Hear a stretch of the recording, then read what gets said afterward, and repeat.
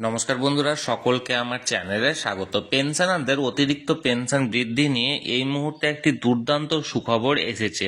এই পেনশনারদের অতিরিক্ত পেনশন খুব শীঘ্রই শুরু হতে চলেছে বলে এমনই সূত্রের খবর।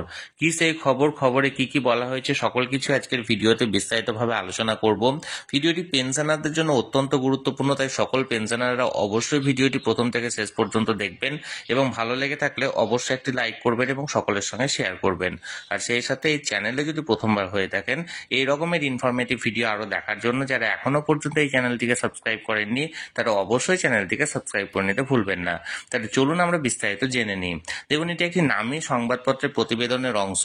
এখানে হেডলাইন্স দেওয়া হয়েছে, ফের পিএফ এর পেনশন বৃদ্ধির প্রতিশ্রুতি কেন্দ্রীয় মন্ত্রীর মুখে। অর্থাৎ কেন্দ্রীয় মন্ত্রীর তরফ থেকে পিএফ এর যে প্রভিডেন্ট ফান্ডে যে পেনশন অর্থাৎ ইপিএস 95 পেনশন, সেই পেনশনের পরিমাণ বৃদ্ধির প্রতিশ্রুতি দেওয়া হয়েছে। এবার মূল খবরে কি বলা হয়েছে চলুন আমরা দেখে নিই।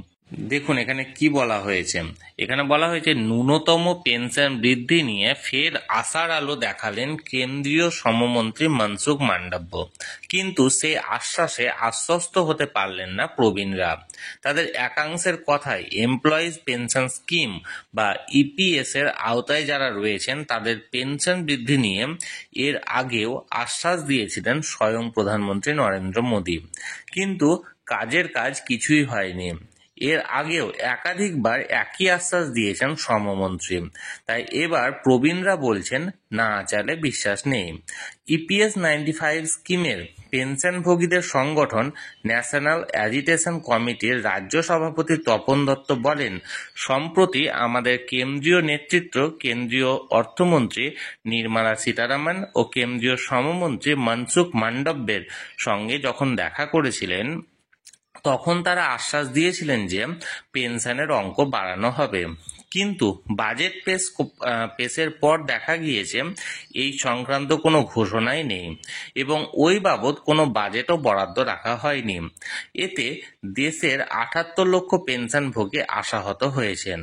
তপন দত্ত বলেন, এরপর দিল্লিতে কেন্দ্রীয় শ্রমমন্ত্রীর সঙ্গে দেখা করেছেন আমাদের national president commander Ashok Raut, national general secretary Birendra Singh Rajawat এবং ন্যাশনাল সেক্রেটারি রমেশ বহুগুণা।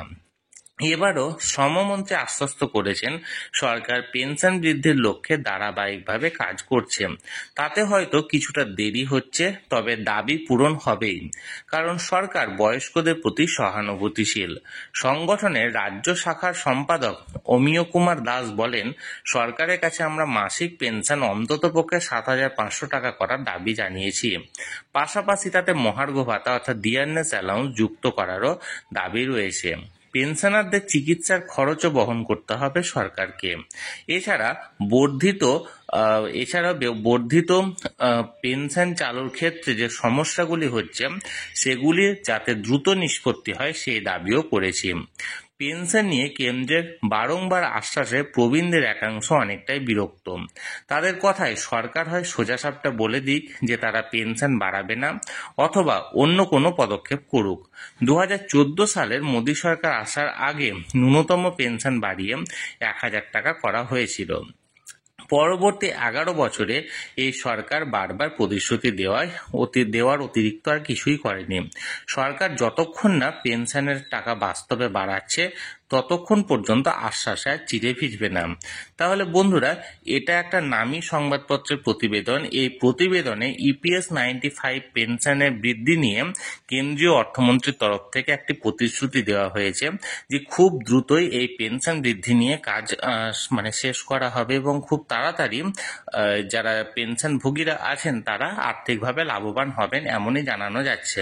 এই নিয়ে যে খবরটি একটি নামী সংবাদপত্রের প্রতিবেদনে প্রকাশ করা হয়েছিল সেটি আমি সরাসরি আপনাদের সঙ্গে শেয়ার করলাম। আপনাদের যদি কোনো কিছু প্রশ্ন থাকে অবশ্যই কমেন্ট করুন, বা এই বিষয়ে কোনো কিছু জানার থাকলে অবশ্যই কমেন্ট করুন।